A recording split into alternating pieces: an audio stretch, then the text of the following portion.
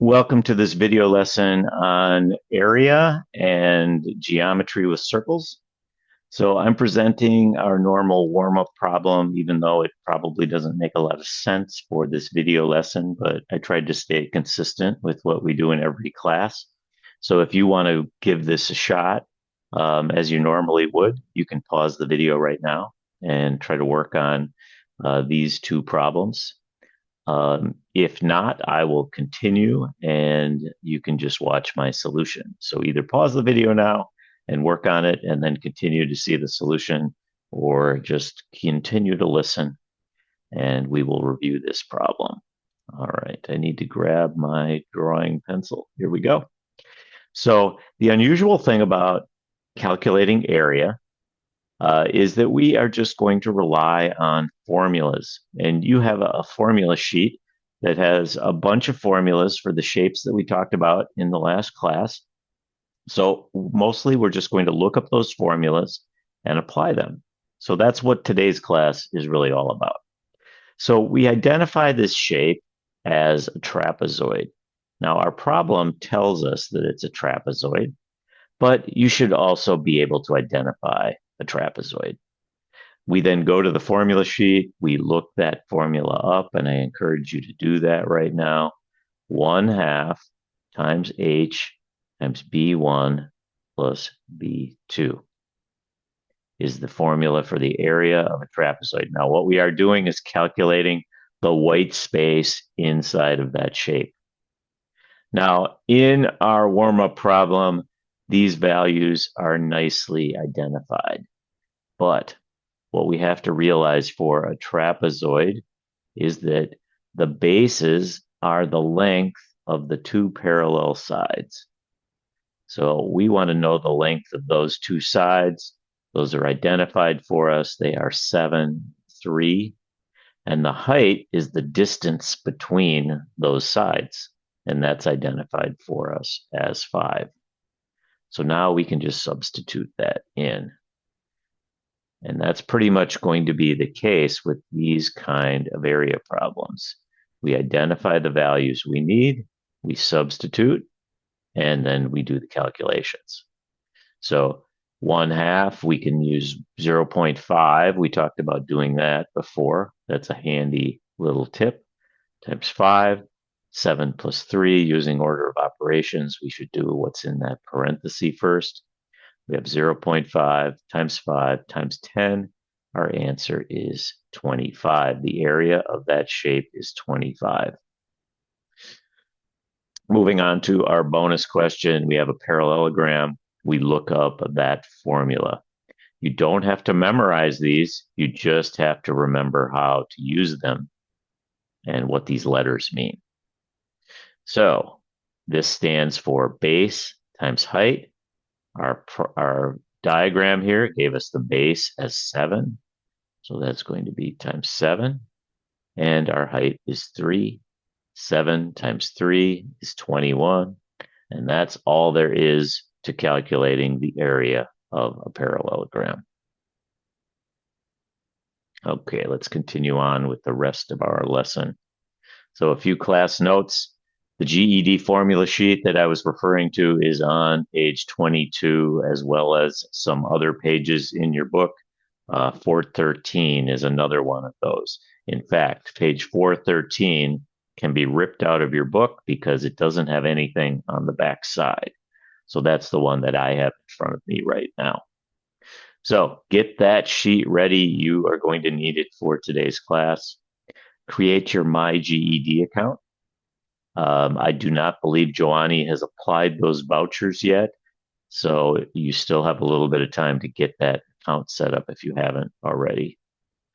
There are 2 video plus practice exercises for today.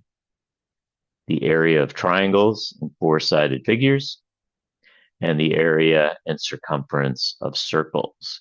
Those will come out about an hour after I release this lesson video, to give you some time to absorb this one first. The next class will be class 8.3, and that will be on surface area and volume.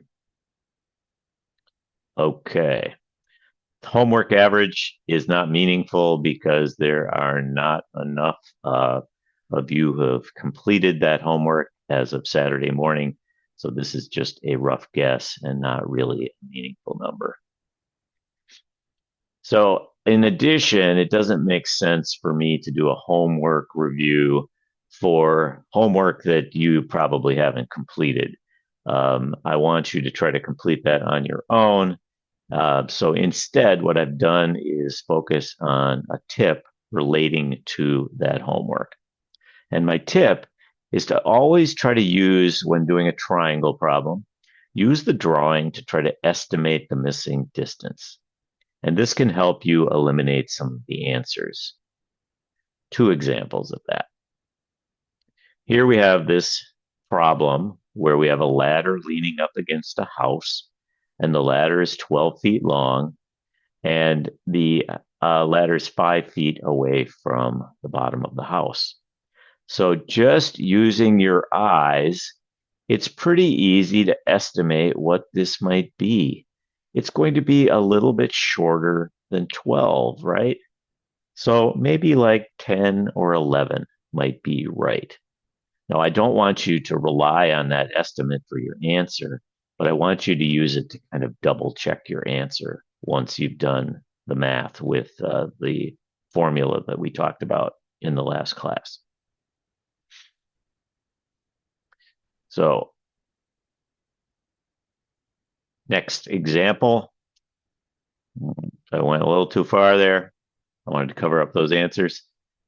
Here we have a problem where we are trying to find the hypotenuse, and we've been given decimal values for the length of both sides, both other sides. So we're just trying to make a guess as to the length of this fence. And we could see if we rotated this side up to match up here, if I rotate that up, that would probably end here. So our hypotenuse is going to be about that much longer than this side. So I would guess that maybe 20 might be about right if I was just making a quick estimate. Just use that to double check against the answer that you come up with your formula. That's the only point of that tip. All right, let's get into area with triangles and four-sided figures. We'll talk about circles a little bit later. So when we do these area problems, we need to use this portion of your formula sheet. This is the very top of the sheet, and you can see that the area formulas are right at the top, so they are super convenient. They are followed by perimeter formulas, which I've suggested aren't really that helpful. With one exception, circumference is effectively the perimeter of a circle, and we do need our formula sheet for that. And I want you to focus on this formula. You'll notice that it says or. There's a second formula here that you can use, but I would really prefer that you use the first one. Now, there are a lot of different letters in here that might be a little intimidating. We have S and L and W and B and H, B1, B2, R. What do those all mean? That's really important to understand. So I created this little guide off to the side, and we can quickly review this. I think it's pretty clear that A stands for area, capital A, and capital P stands for perimeter. S stands for the length of a side. So you will see S show up in the square formula. A equals S squared. It also shows up in the perimeter of a triangle, side 1 plus side 2 plus side 3. So that's what S stands for. L for length, W for width. That's probably pretty obvious. B is the length of a base. Now, that shows up in two different formulas. That shows up in the parallelogram and the triangle. So a triangle has a base, usually the bottom of the triangle, and a parallelogram has a base, those are just one of the sets of parallel sides. B1 and B2, that only applies to trapezoids because trapezoids have two bases. Height applies to both triangles and trapezoids. And R stands for radius, that is half of the width of a circle. And D stands for diameter, that is the full width of a circle. And one of the reasons I eliminated that second circumference formula, or I crossed it out, is that it involves diameter. And if you don't use that one, if you use the first one, then you do not need to worry about using diameter in one of your formulas. Something else kind of hiding here at the end. Pi equals, or about equals, that's what that little wavy symbol stands for, about. Pi, symbol that looks like that, equals 3.14, or about 3.14. That is an approximate value for pi. You also have a pi button on your calculator, and we'll be talking a little bit about using both of those methods. So that is the review of the formula sheet. You might want to take a screenshot of that so that you have these explanations, because those don't exist on the formula sheet, so that you have them all together. We will continue now. And we're going to do a couple of videos on the calculation of area of various shapes. Learn how to find the area of a parallelogram, triangle, trapezoid, and rhombus. What's the formula to find the area of a parallelogram? The formula for the area of a parallelogram is given as the length of the base times the height. The base and the height are always perpendicular to each other. So why is this formula true? If we cut off the triangle from one end of the parallelogram and slide this over to the other side, a rectangle is formed. The area has not changed. It was simply rearranged to form a rectangle with the same base and height. Since the area of a rectangle is found by multiplying the base and height, the area of a parallelogram is found the same way. What about the area formula for a triangle? Let's figure that out. Start with a triangle of any shape or size. If we make a copy of that triangle and then rotate it around one of the sides, a parallelogram is formed. Two congruent triangles form the parallelogram, so the area of one triangle is half the area of the parallelogram, or 1/2 times the base times the height. The area of the triangle depends only on the lengths of the base and height, not all three sides. So any two triangles that have the same base and height will always have the same area.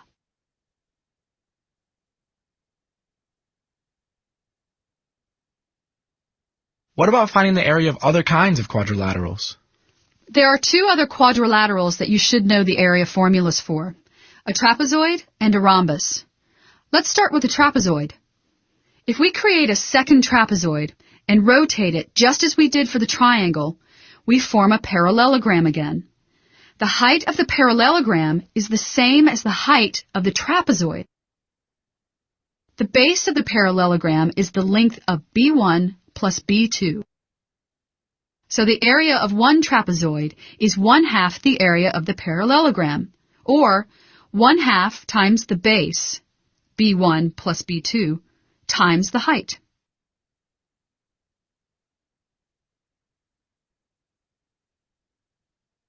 All right, that's the first part of that video. Here is the second part. Would you do a couple problems? Certainly. Let's begin with the following.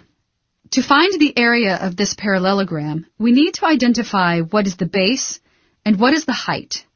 Remember, the base and the height must be perpendicular to each other. So for this problem, use the side with length 5 inches as the base, with the height of 8 inches. Notice that the parallelogram does not always have to sit on the base. So the area is 5 times 8, or 40 square inches. For this problem involving a trapezoid, substitute the appropriate values into the area formula. The area is 144 square meters. Kind of nice when the values just float into the equation like that.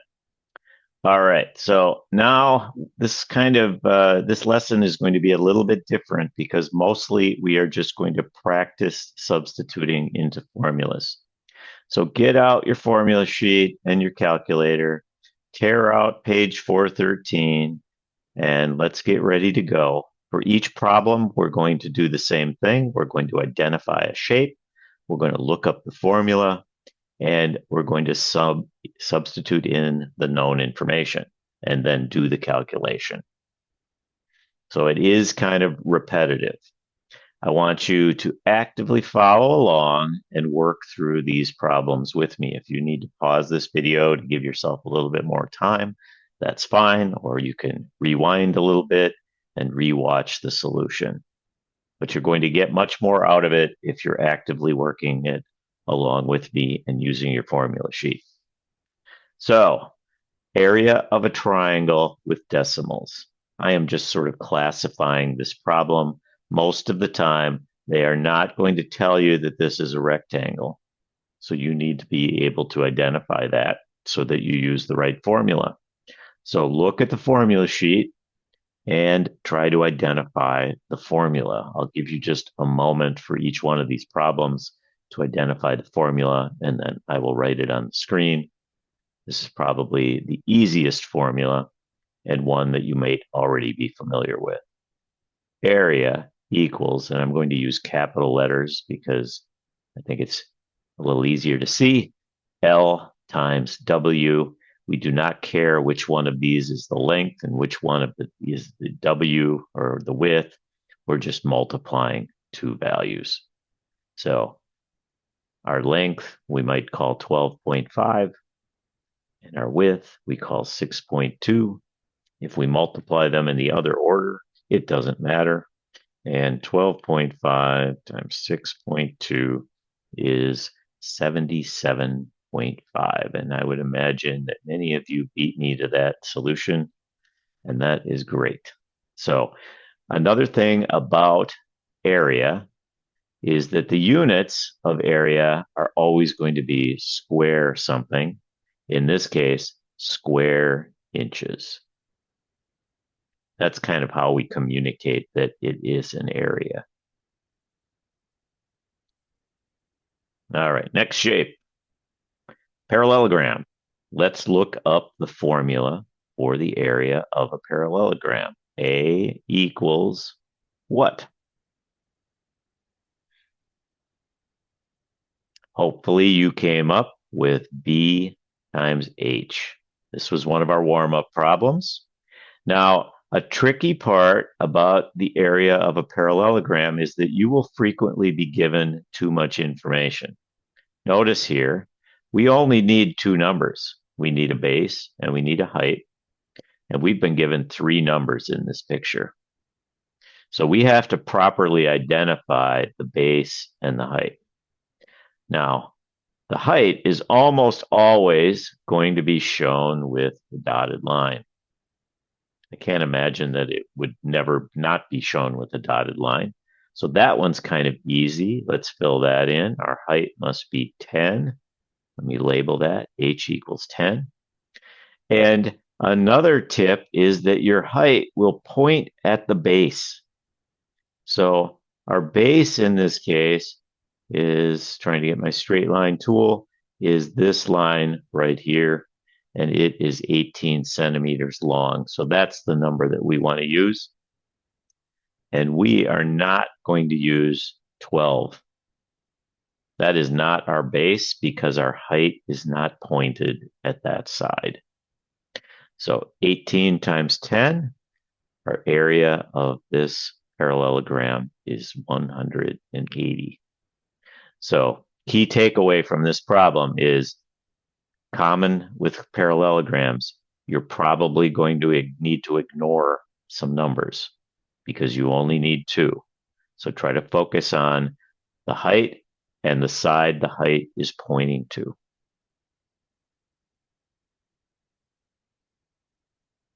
Area of a trapezoid. What is the formula for the area of a trapezoid?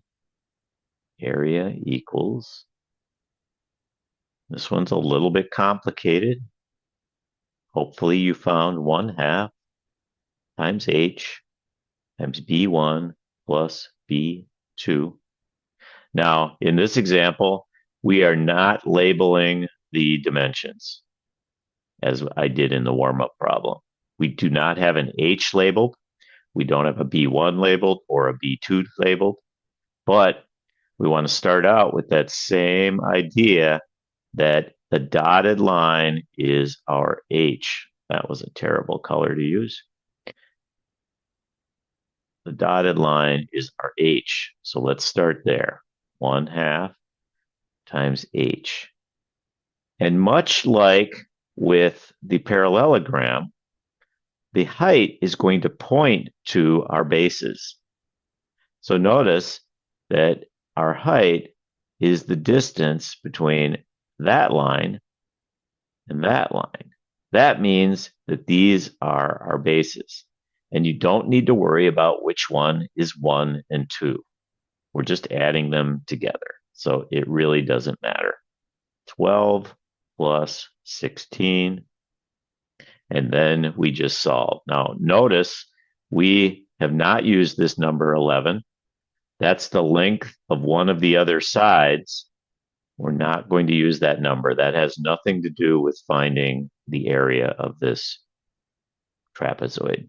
So 1/2 times 10 times 28. And that's going to be 5 times 28. Once again, you can use 0.5 in the place of 1/2 if that works for you. And that is 140. And we aren't given any units here, so we can't say that it's square inches or whatever, but it's square units.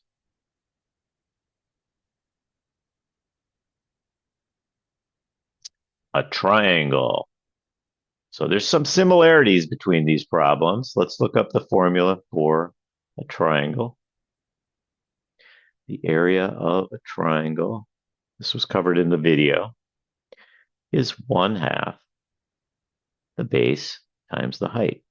So remember that even though there's no multiplication symbols in here, it's what's called implied multiplication because we just have these numbers and symbols written together. So this really means 1/2 times base times height.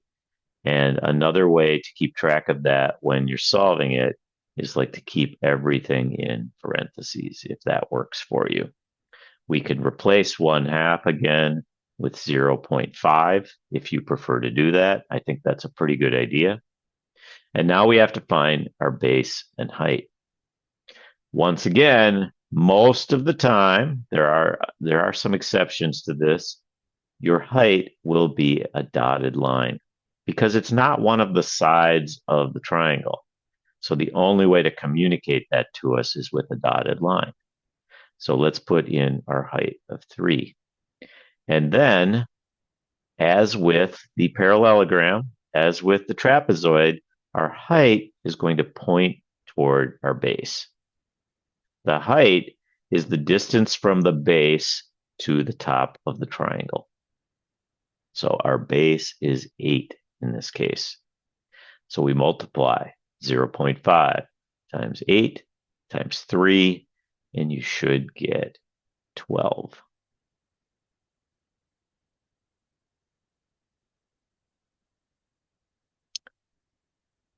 Okay, now here is an example where we have a triangle, but there's no dotted line. So how do we know what the height is? Because we're so used to the height being a dotted line. Well, because this is a right triangle, the height is going to be one of the sides. And it kind of doesn't matter which one you call the height and which one you call the base because you're just multiplying those two numbers together. But if for some reason this picture included the hypotenuse, and I'm just guessing at what the hypotenuse is, maybe the hypotenuse is 24. We don't want to use the hypotenuse in this calculation because that is not our base. In order to use the hypotenuse, we would need to know this distance from this base to the peak of our triangle. That might be a little bit confusing, but the point is that in a right triangle, we can call this the height and we can call this the base. So our formula was area equals 1/2 base times height, 1/2 20 times 12. And that is going to be 120 square units. So just try to remember that with a right triangle, one of the sides might be the base.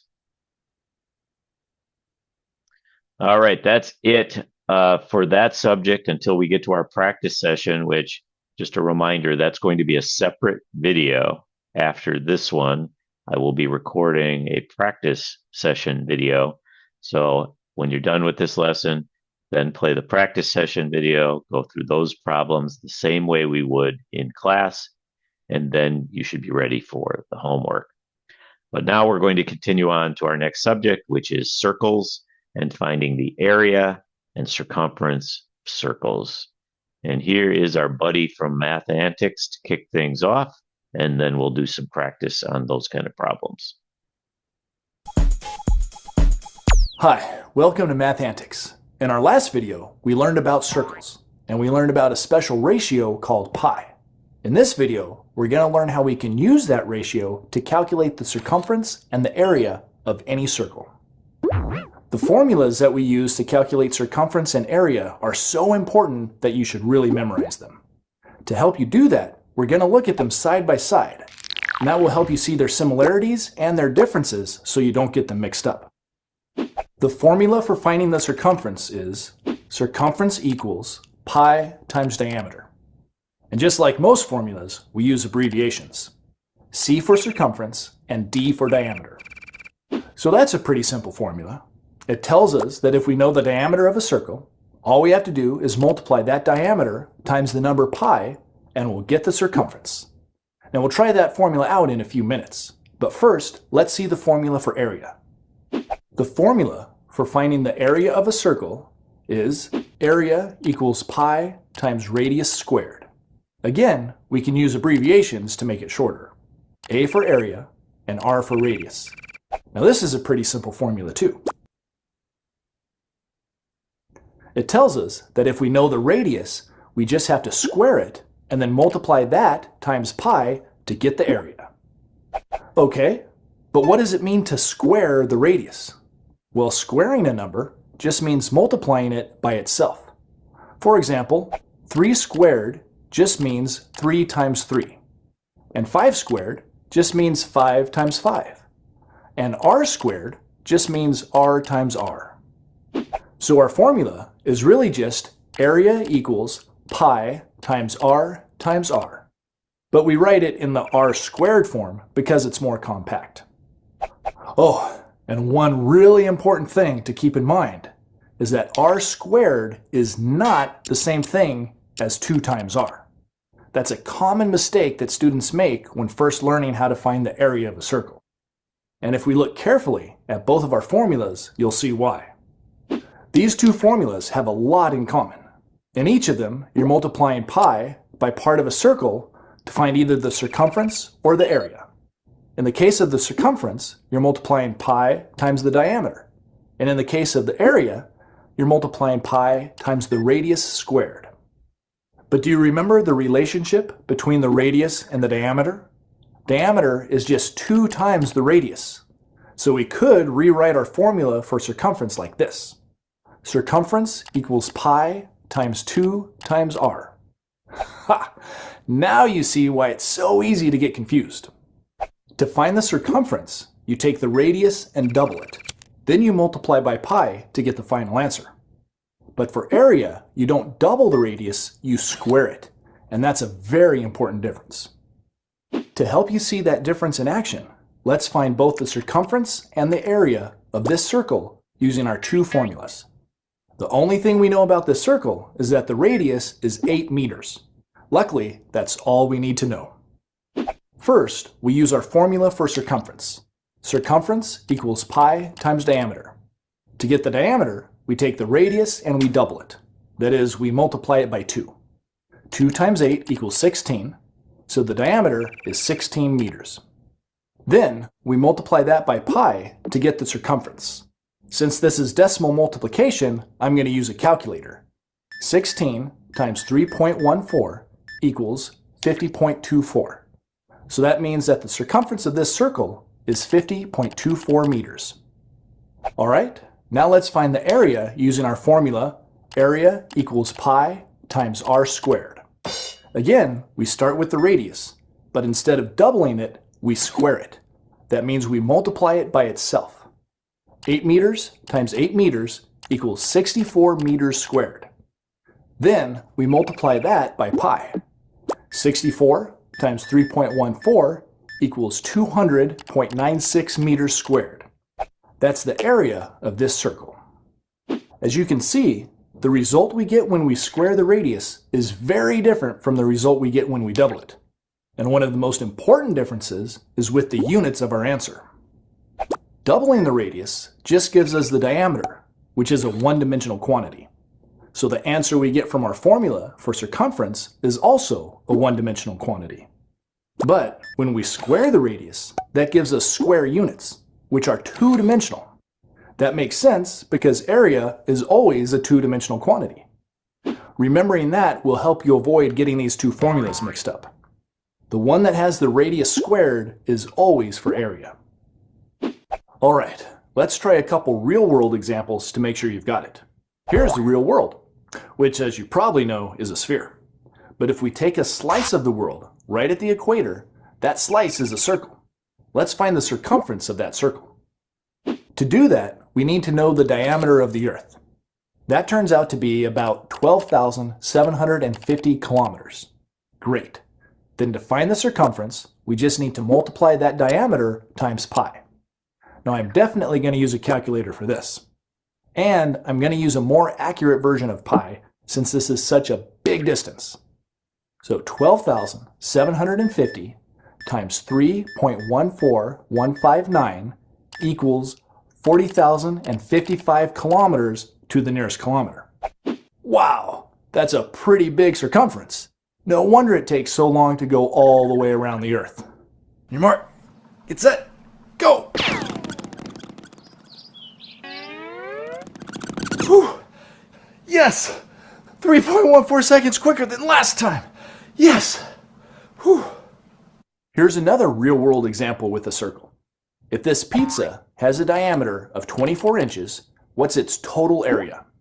Well, using our formula, we start by squaring the radius. But the problem didn't give us a radius, it gave us the diameter. So we have to calculate the radius from the diameter. Fortunately, that's really easy. The radius is just half of the diameter. So we just need to divide the diameter by 2. 24 inches divided by 2 gives us 12 inches for the radius. And now that we know the radius, we need to square it. 12 inches times 12 inches equals 144 inches squared. Next, we just multiply that by pi. 144 times 3.14 is 452.16. So the total area of the pizza is 452.16 square inches. All right, so now you know how to find the circumference and the area of any circle. All you need to do is remember the formulas. Circumference equals pi times diameter, and area equals pi times radius squared. So fortunately, you do not need to remember formulas because they're on your formula sheet. And I would recommend that you generally, when you run into a circle problem, rely on that formula sheet to make sure that you don't make a mistake. So answers for problems with circles may use the pi symbol. All of his answers in the video were decimal answers, but I have seen many GED style practice questions where the answers use the pi symbol. So we want to be able to do it both ways. So here's an example. We have this circle and it has a radius of 3. And this is the way a radius is communicated. We have an arrow starting at the center of the circle, and it extends out to the edge of a circle. That is the way a radius is shown. We look up our formula, and we see it's 2 times pi times r. That's 2 times pi times 3. So when we're giving an answer involving the pi symbol, we just multiply the 2 and the 3, and we get 6 times pi. That's what that means, 6 pi. And if you use the pi button on your calculator, maybe you've found that already. Let me call that up right now, actually. I need to move my controls around, show you how that works. Clear that drawing. Let's bring up the calculator.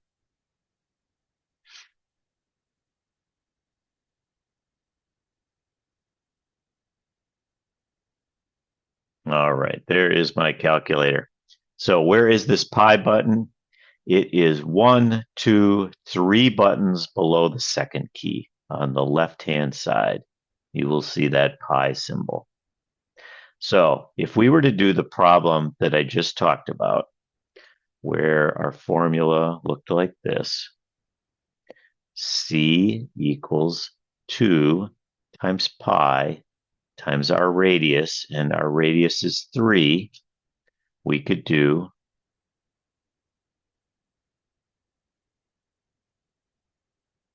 2 times, we hit the pi button, and you'll notice that the pi symbol appears in your calculator, times 3, and then the enter.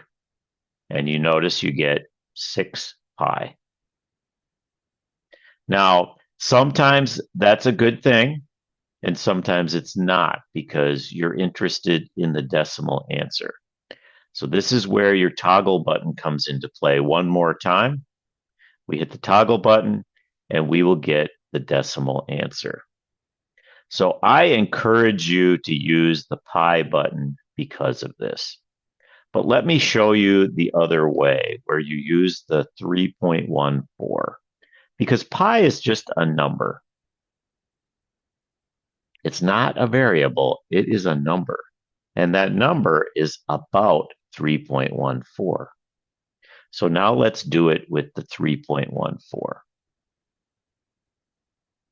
2 times 3.14 times 3. And you'll notice that we get a number that's very close to the decimal that we had before, 18.84. Very close, but not exactly the same. Don't worry about that. It will be close enough for you to get the right answer if you prefer to use 3.14 instead of the pi symbol. That's okay. But what you will never get if you use 3.14 is an answer that looks like that, like 6 pi. So that is the advantage of using the pi symbol, is that you will get the answers both ways. And that's what I'm going to encourage you to do in the practice session, because I think it's the better approach. All right, I have to switch back now to my slides. And let's go to our next slide. So there I communicated in the slide exactly what we did. So the same thing with area. You can practice this now with your calculator.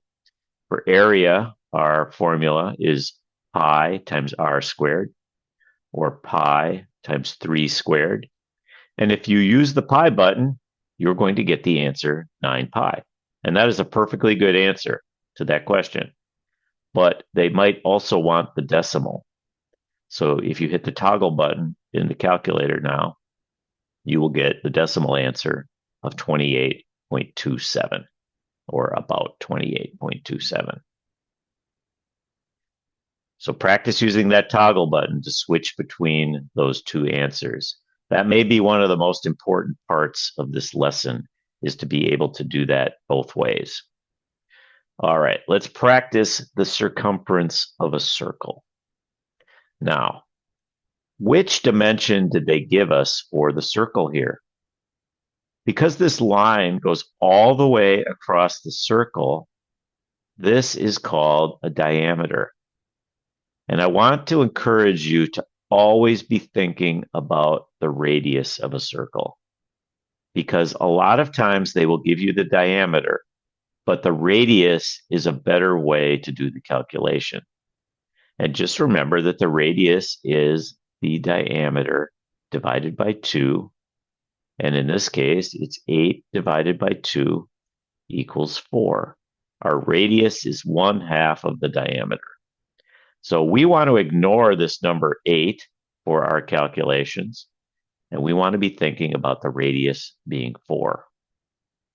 And we look up the circumference of a circle, and I encourage you to use the formula that involves a radius.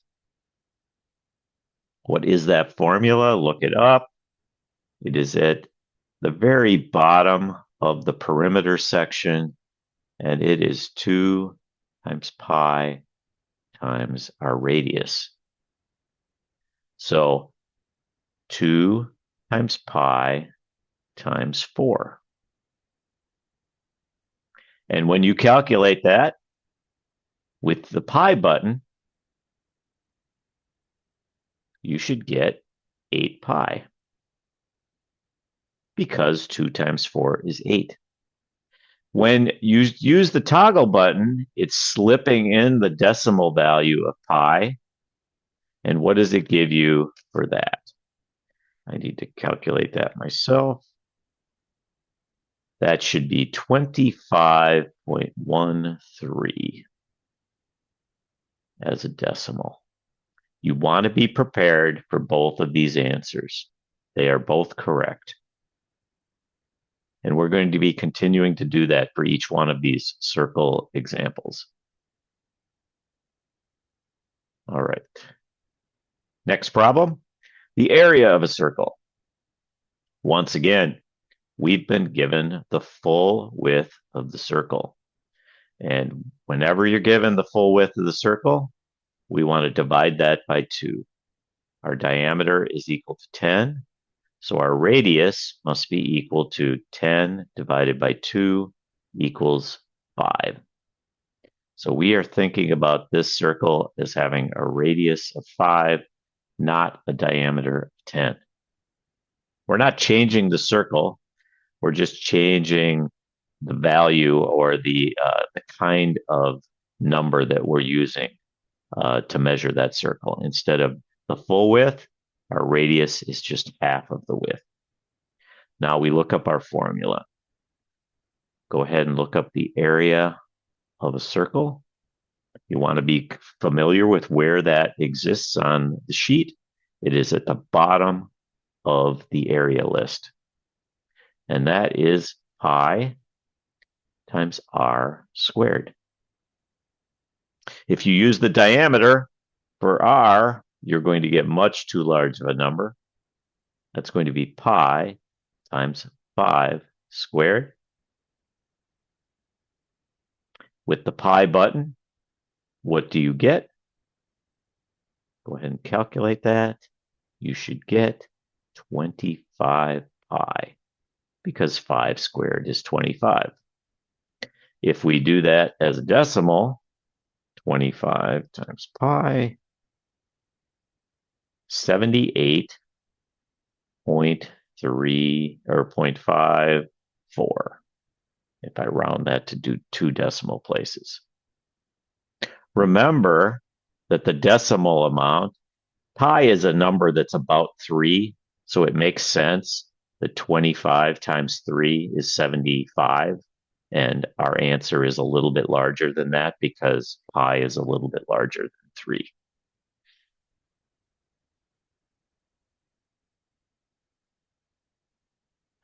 All right, so that's it for circles until we get to our practice session.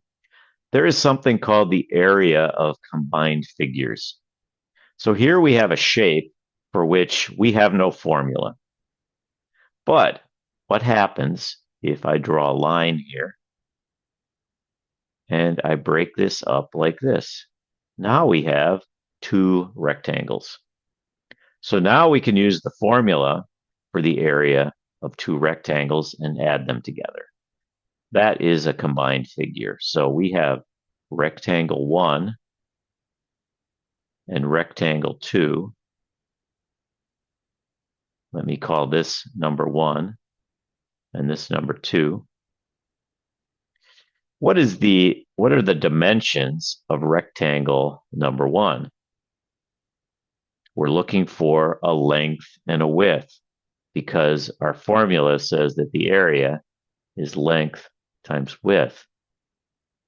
Well, here I see what I might call the width. A lot of times the width is the shorter number, the smaller number.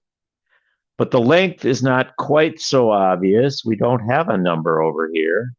But if I look across the way, I see this is 5 and this is 4. So this side must be 9. It's a little bit like when we were working on perimeters and we had to figure out a missing side. So this rectangle is 5 by 9. So our area is going to be 5 times 9, which is 45. But now we have to add rectangle 2. Fortunately, that one's a little bit easier to see our length and our width. It's 3 by 4. The area 3 times 4, that is 12. And we add those two up, and we get our total area of 57. So that is probably the simplest combined figure kind of problem that you might encounter.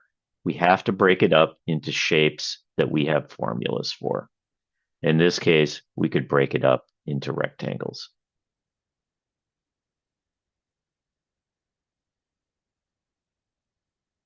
All right, I want to give you some example of harder problems. The problems that we were doing all involved finding the area. But sometimes you're given a little twist on those problems that make it a little bit harder. Here's one example. We are asked to find the area of this triangle. So right away, we go to our formula sheet and we find that our area equals 1/2 times the base times the height. So we go to find our base and height, and we see that this is a right triangle. And with right triangles, often the base is one of the short sides and the height is the other short side, but we don't know what that number is.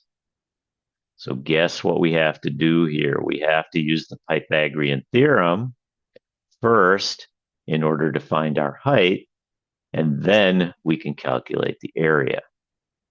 So in this case, our height is going to be equal to the square root of, this is a little bit of Pythagorean theorem review. This is our hypotenuse, so we call that C. This is our other short side, so it's going to be C squared, 15 squared, minus 12 squared.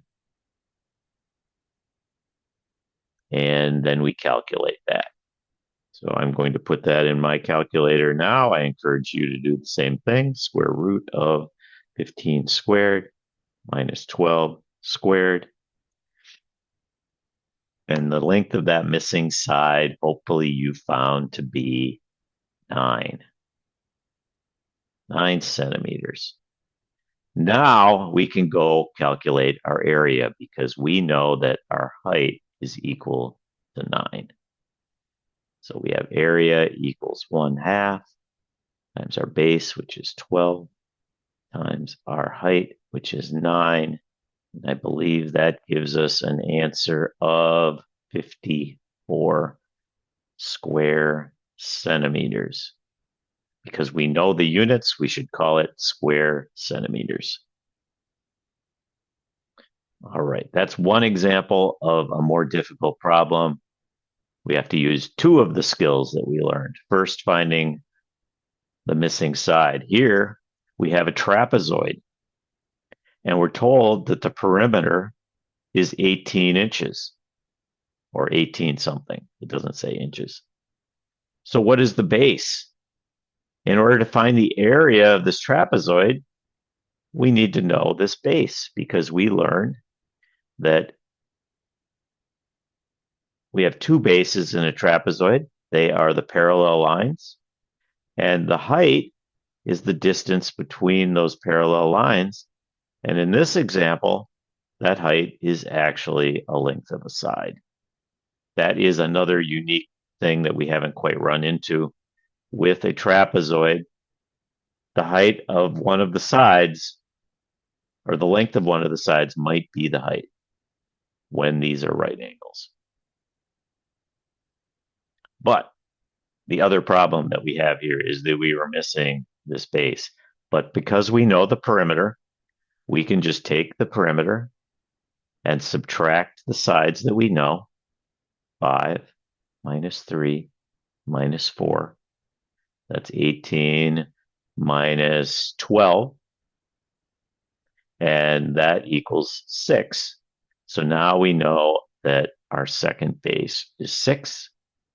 And now we can use the area formula for a trapezoid. Just again in review, area equals 1/2 times height times B1 plus B2. Now we have B1 is 6, B2 is 3, and our height is 4, the distance between those parallel sides. I'm not going to go finish that. You can calculate that and see what you get. I will give you the answer, though, in case you want to do that. That would be 18. 18, if you got 18 for the answer to the area of that trapezoid, that would be correct. All right, two more examples of more difficult problems. You might be given the area and asked to find the unknown. Here we have, once again, a trapezoid. We're told the area is 16, and we're being asked to find the base. Well, that's a little bit confusing. This is really more of an algebra problem. Let's start out with our formula again. You're probably starting to become pretty familiar with these formulas at this point. B1 plus B2. We just look it up and we write it down. This is one of the reasons it's important to be able to write on the test, is you want to be able to write this formula down. Now, what do I know here? Well, I know the area. I know A is 16. I know my height is 4 because I learned that the height is really the distance between these parallel sides. And sometimes that could be the side of a trapezoid. So I'm pretty comfortable with saying the height is 4. I could see that one base is 3, but what's my other base? Call that B1 because that's what they called it.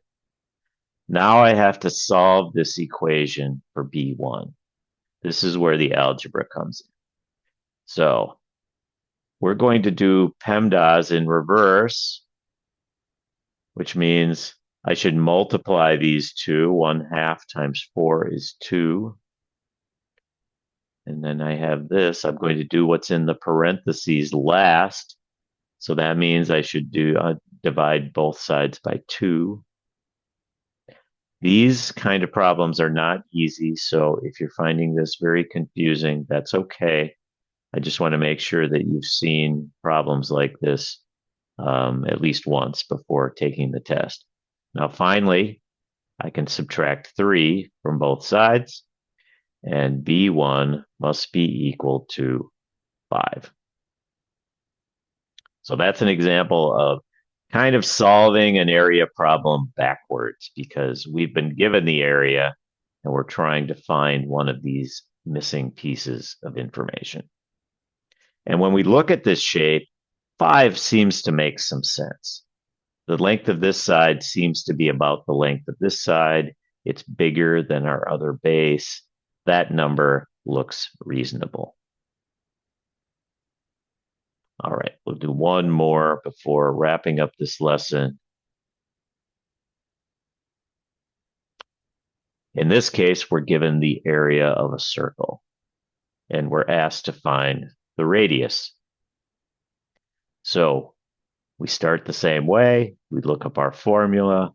Area equals, give you a moment to look that up again, pi times r squared.